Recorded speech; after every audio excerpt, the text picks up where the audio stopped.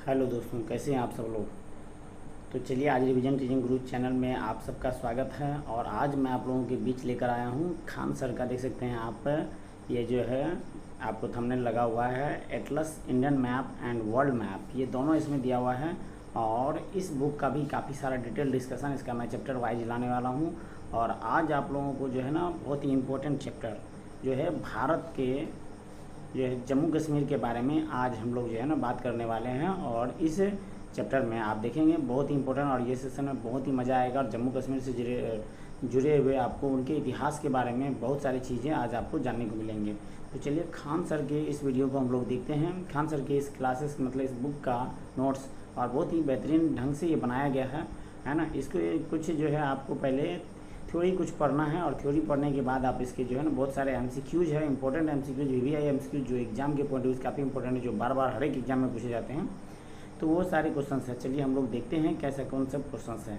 ठीक है, तो देख सकते हैं सबसे पहला इंडियन एटलस में आपको सबसे पहला दिया हुआ है यहाँ पे जो है कि कश्मीर के बारे में दिया हुआ है। कश्मीर के बारे में आपको पता होना चाहिए कश्मीर के बारे में क्या क्या है। तो आप सभी जानते हैं सबसे उत्तर में जो है हमारा भारत में कौन सा है, कश्मीर है। और ये जो है कश्मीर के बारे में आपको, कश्मीर का अंतिम डोगरा शासक जो है राजा हरि सिंह थे। कौन थे? राजा हरि सिंह, जिन्होंने 26 अक्टूबर 1947 को विलय पत्र पर हस्ताक्षर किया। इन्होंने कब? 26 अक्टूबर 1947 को विलय पत्र पर हस्ताक्षर करके कश्मीर को भारत में विलय कर दिया गया था। तो ये चीज़ आपको क्वेश्चन ये याद रखना है कि 26 अक्टूबर 1947 को कश्मीर का विलय भारत के साथ कर दिया गया था। और किसके नेतृत्व में? राजा हरि सिंह, जो डोगरा के शासक थे। और कश्मीर के बारे में विशेष व्यवस्था आपको अनुच्छेद 370 में था, अनुच्छेद 370 में देखने को मिलता है। लेकिन आपको पता होना चाहिए कि जम्मू और कश्मीर का पुनर्गठन को जो है अधिवेशन 2019 के तहत अनुच्छेद 370 को नरेंद्र मोदी साहब के नेतृत्व में उसकी सरकार में इसे समाप्त कर दिया गया था। तो ये चीज़ जो है ये तो काफ़ी चर्चा में भी रहा है, धारा 370, और इसे हटा दिया गया है जम्मू कश्मीर से। इसके बाद आप और देखेंगे कि जम्मू, इसमें जो है आपको इससे रिलेटेड और बहुत सारे पॉइंट्स, जम्मू कश्मीर से रिलेटेड और बहुत सारे पॉइंट्स हैं। आपको अगर नीचे आएंगे तो इसमें देख सकते हैं यहाँ पे बहुत सारे पॉइंट्स हैं।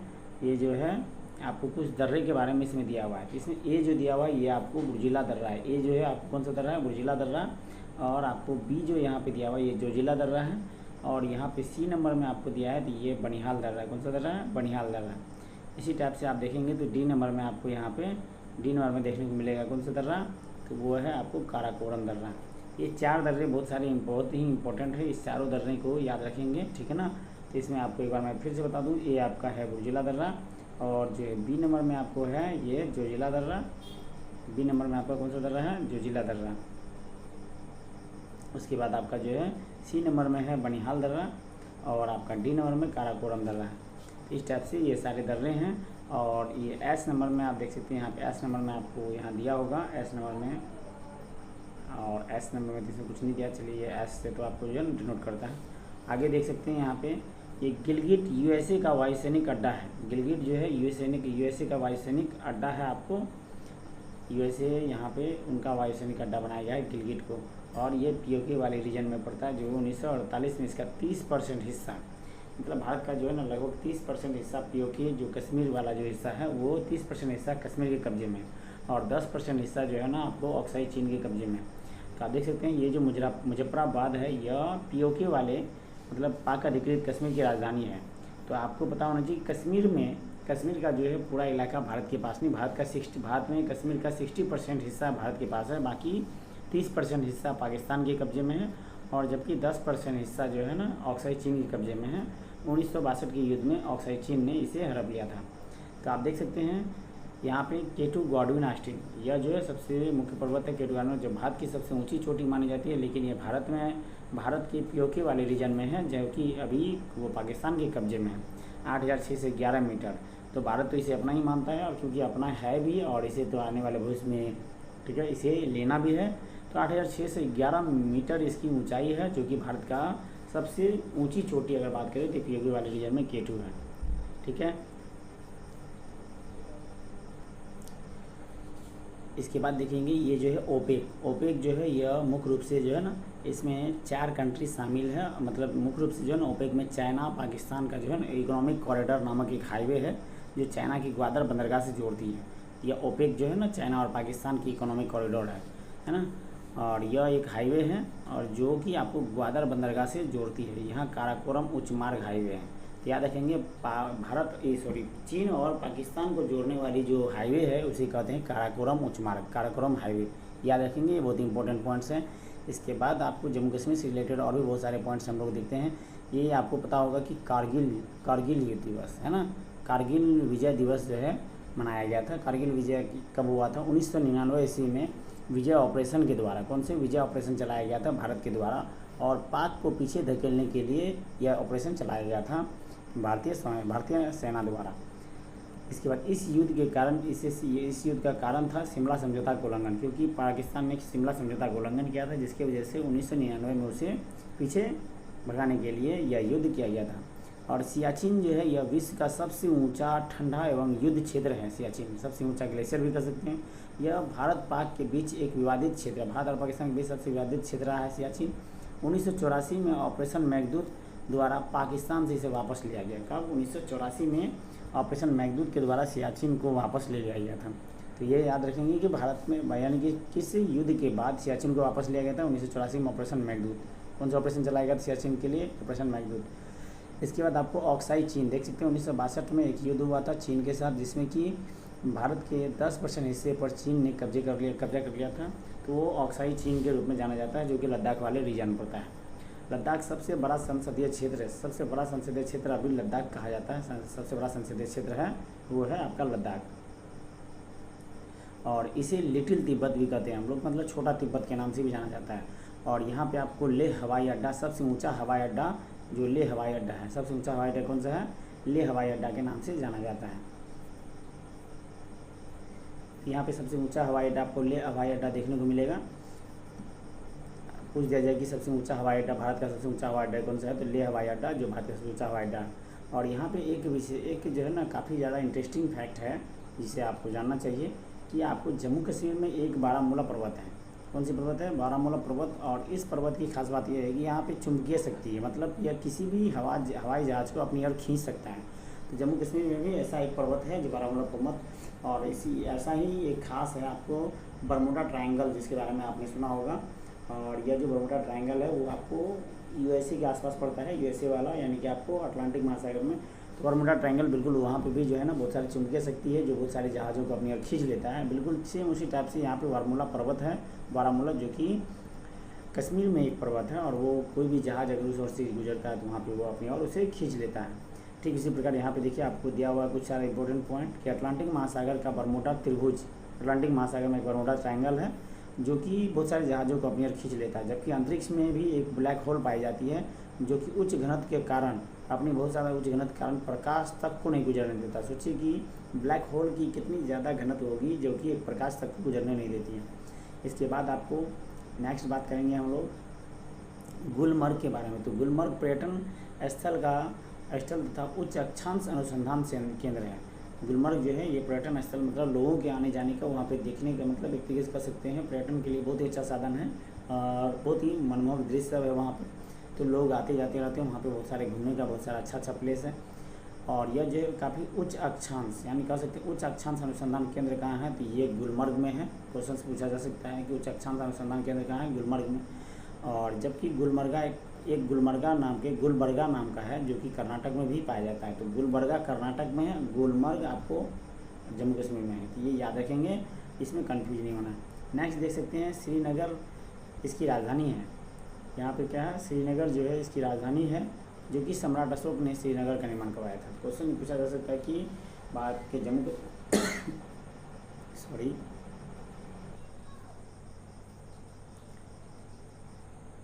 तो यहाँ पे आप देख सकते हैं अक्टूबर से मार्च तक जो है आपको ये कुपवारा और उड़ी और पूंछ जो है, राजौरी, ये सब जो है आपको अक्टूबर से मार्च तक आपको देखने को मिलेगा। और यहाँ पे देख सकते हैं सीज फायर, ये जो है आपको सीज फायर है, जो कि यहाँ पे इस जगहों पे सीज फायर होती है। और यहाँ पे गोली चलाना मना है, बिल्कुल गोली चलाना जम्मू कश्मीर वाले इस एरिया में आपको मना होता है। यहाँ पे सब सीज फायर वाला सिस्टम है, कोई भी बंदूक गोली नहीं चला सकता। इसके बाद हम लोग बहुत सारे ऑब्जेक्टिव क्वेश्चन देखेंगे और बहुत इंपॉर्टेंट सब ऑब्जेक्टिव क्वेश्चन हैं। चलिए इसके बाद देखिए सलीम अली राष्ट्रीय उद्यान और जम्मू कश्मीर, ये सलीम अली राष्ट्रीय उद्यान जम्मू कश्मीर, जबकि आपको यही सलीम अली पक्षी अभ्यारण्य है जो कि गोवा और केरल में पाया जाता है। इसमें कन्फ्यूज नहीं होना कि सलीम अली राष्ट्रीय उद्यान कहाँ है, तो वो जम्मू कश्मीर, जबकि सलीम अली अभ्यारण्य आपको गोवा और केरल में देखने को मिलेगा। और तिलबुल परियोजना आप देख सकते हैं, तिलबुल परियोजना, उड़ी परियोजना, झेलम नदी परियोजना, ये सारे मैंने डिस्कस किया हूँ। पिछले एक वीडियो मैंने बना रखा है इसके लिए, बहुत सारे परियोजना से रिलेटेड, और बहुत ही इंपॉर्टेंट है। उस वीडियो को अगर आप देख लेते हैं तो आसानी से आपको ये सारी परियोजना याद हो जाएंगी।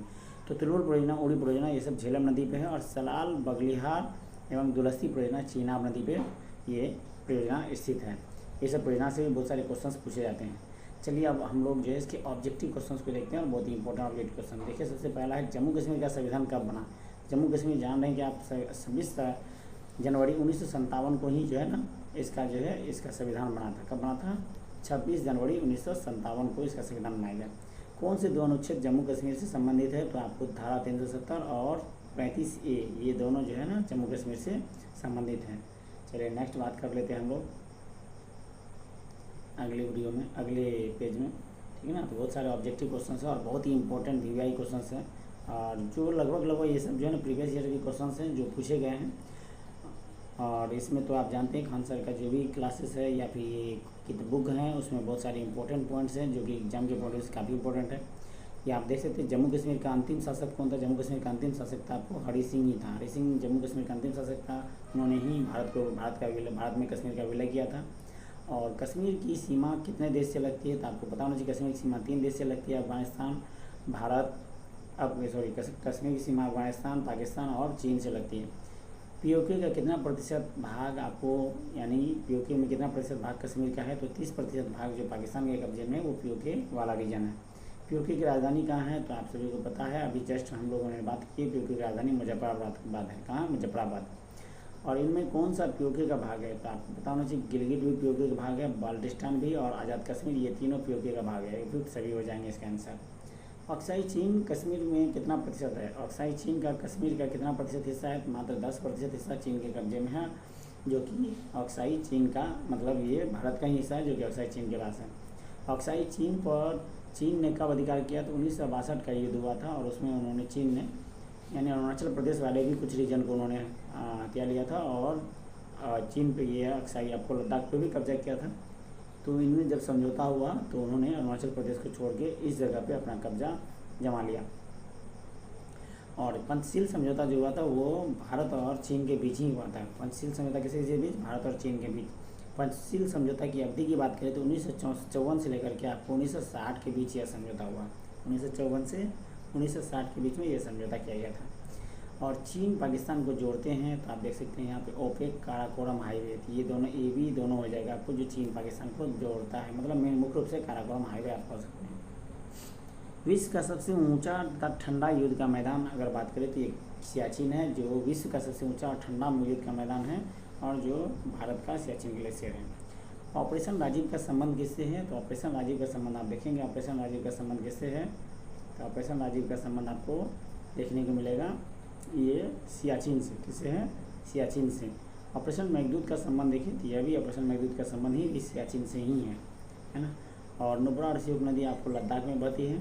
ठीक उसी प्रकार आप देखेंगे कि कारगिल में वायुसेना ने जो ऑपरेशन किया था उसे सफ़ेद सागर के नाम से जाना जाता है। सफ़ेद सागर, इस ऑपरेशन का मकसद यही था कि जो भी मतलब जहाँ तक सियाचिन ग्लेशियर पे कब्जा किया था भारतीय सेना ने, और उस जगह पे आसपास उसके जो है नियंत्रण क्षेत्र के आसपास अगर जो भी पाकिस्तानी थे उन्हें खदेड़ना था, इसलिए ऑपरेशन सफ़ेद सागर के रूप में चलाया गया था वायुसेना द्वारा।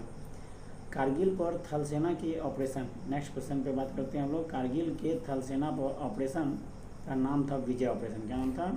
विजय ऑपरेशन। जो थल सेना जो ऑपरेशन चलाया था उसे विजय ऑपरेशन, और वायुसेना ने जो ऑपरेशन चलाया था उसे सफ़ेद सागर। ठीक है, ठीक उसी प्रकार हम लोग देखेंगे नेक्स्ट। सबसे छोटा तिब्बत, इस बार इस चीज़ को तो हम लोग डिस्कस कर चुके हैं। छोटा तिब्बत किसे कहा गया, तो लद्दाख को कहा जाता है। सबसे बड़ा संसदीय क्षेत्र ये भी लद्दाख ही है। ये सब हम लोग डिस्कस कर चुके हैं। और आप देख सकते हैं भारत का सबसे ऊंचा एयरपोर्ट कौन सा है, तो भारत का सबसे ऊंचा एयरपोर्ट आपको लद्दाख है। कौन सा है? लद्दाख है। श्रीनगर की स्थापना किसने किया, तो अशोक ने किया। नेक्स्ट बात करते हैं हम लोग, श्रीनगर कब तक भारत की राजधानी रहती है, मतलब कब से श्रीनगर कब राजधानी होती है, तो मार्च से अक्टूबर के महीने में श्रीनगर राजधानी होती है। जबकि जम्मू कब राजधानी होती है तो अक्टूबर से मार्च के महीने में जम्मू होती है, मतलब गर्मी के समय में ये होती है और ठंडी के समय में ये होती है। नेक्स्ट बात करें तो कौन सी पहाड़ी चुंबक के कारण विमान को खींच लेती है, तो पहाड़ी की बात करें तो वो बारामूला हो जाएगा, जो कि जम्मू में कश्मीर में है। बारामूला तो ये ट्रायंगल हो गया, और ब्लैक होल तो आपको आकाश में देखने को मिलेगा, आसमान में देखने को मिलेगा। उच्च अक्षांश अनुसंधान केंद्र, ये जस्ट हम लोगों ने डिस्कस किया, तो उच्च अक्षांश अनुसंधान केंद्र ये गुलमर्ग में है। जबकि सेना की उत्तरी कमान का मुख्यालय कहाँ है, तो ये उधमपुर में आपको देखने को मिलेगा, सेना की उत्तरी कमान का मुख्यालय। ये सब हम लोग डिस्कस कर चुके हैं। नेक्स्ट देख सकते हैं, यहाँ पे आपको दिया गया क्वेश्चन, जम्मू कश्मीर में पर्वत हैं, कौन कौन से पर्वत जम्मू कश्मीर में, तो जम्मू कश्मीर में आपको काराकोरम, लद्दाख, जांस्कर, पीरपंजाल, उपरोक्त सभी पर्वत देखने को मिलेंगे। और जम्मू कश्मीर के प्रमुख दर्रा की बात करें तो काराकोरम, जोजिला, बुर्जिला और बनिहाल, ये सभी दर्रे वहाँ पाए जाते हैं। ठीक है। अगर सबसे भारत की सबसे लंबी सुरंग की बात करें तो जवाहर सुरंग है, जो कि आपको जम्मू कश्मीर में है। जम्मू कश्मीर की प्रमुख फसल की बात करें तो केसर सबसे प्रमुख फसल है वहाँ की, है ना। उसके बाद दर्रा में बात करें, ऐसे तो सेब भी वहाँ पे होती है, तो दोनों हो जाएंगे इनमें से। ठीक है। इसके बाद देख सकते हैं दर्रा में यहाँ पे आपको दिया हुआ ऑप्शन, तो यहाँ पे देख सकते हैं 1 नंबर में आपको कौन सा होगा, 1 नंबर में आपको आ जाएगा बुर्जिला दर्रा, और आपको 2 नंबर में बात करें तो काराकोरम होगा यहाँ पे, और यहाँ पे 3 नंबर में बात करें तो ये बनिहाल दर्रा है, और ये आपको है जोजिला दर्रा। इस टाइप से आपको सारे दर्रे ये हो गए। ठीक है। नेक्स्ट देख सकते हैं अगले क्वेश्चन, अगले पेज पे हम लोग बढ़ते हैं। देख सकते हैं इसमें और कुछ इंपॉर्टेंट क्वेश्चन हैं। ठीक है। बस यहाँ पे आपको कुछ पहाड़ी भी दिख रहे होंगे, यहाँ पे देखिए कि ये थोड़ा सा तो ब्लर आ रहा है, कोई बात नहीं, तो आप बस इतना जान लीजिए कि जम्मू कश्मीर का जो है ना पहाड़ी है, ऊपर वाला जो हिस्सा है यह पहाड़ी कहलाता है आपको, यह पहाड़ी कहलाता है काराकोरम, ये नीचे इसके बीच में लद्दाख, और ये जांस्कर पहाड़ी है। उसके बाद इसमें नीचे देखेंगे तो ये पीरपंजाल है। तो ये 4 पहाड़ियाँ हैं जिसका क्रम है यहाँ पे आप देख सकते हैं, काराकोरम, जांस्कर, लद्दाख एवं पीरपंजाल। सॉरी ये तो नहीं होगी, इसमें जो है ना आपका इसका आंसर हो जाएगा काराकोरम, लद्दाख, काराकोरम, जांस्कर, लद्दाख एवं पीरपंजाल। ठीक है। ये सभी ये पहाड़ी हैं, काराकोरम, जांस्कर, लद्दाख एवं पीरपंजाल। नेक्स्ट देख सकते हैं इसके अगले क्वेश्चन को देखेंगे हम लोग, तो यहाँ पे आपको दिया हुआ है ये जो क्षेत्र दिया हुआ 1, 2, 3 यह सब क्षेत्र आपको गिलगिट, आज़ाद कश्मीर और बाल्टिस्तान देख सकते हैं, ये पीओके वाले रीजन में है। ये आपको बाल्टिस्तान और सियाचिन ये सभी इसके अंतर्गत आते हैं। नेक्स्ट देख सकते हैं यहाँ पे जो आपको कुछ भारत का जो एरिया है वो सब जम्मू कश्मीर, और यहाँ साइड वाला तो 4 नंबर में ऑक्साइड चीन हो जाएगा, बाकी जम्मू, लद्दाख और कश्मीर है। ठीक है। नेक्स्ट देख सकते हैं आप, लास्ट क्वेश्चन है या इस सेशन का, कि निम्नलिखित में से किसको सूर्य का ऊर्ध्वाधर किरणें नहीं मिलती है, तो आपको श्रीनगर को सूर्य की ऊर्ध्वाधर किरणें नहीं मिलती है। तो बाकी ये सारे क्वेश्चंस काफ़ी इंपॉर्टेंट थे एग्जाम के पॉइंट ऑफ व्यू से। तो आज हम लोगों ने जम्मू कश्मीर के बारे में बात किया, और अगले दिन हम लोग हिमाचल प्रदेश के बारे में बात करेंगे। तो आप ज़रूर बताएंगे कमेंट में ये वीडियो आपको कैसा लगा, और वीडियो आपको पसंद आ रहा है तो आप इसे लाइक, कमेंट और सब्सक्राइब जरूर करें, और आगे के लिए बने रहिए इस वीडियो में। तब तक के लिए धन्यवाद। जय हिंद, जय भारत।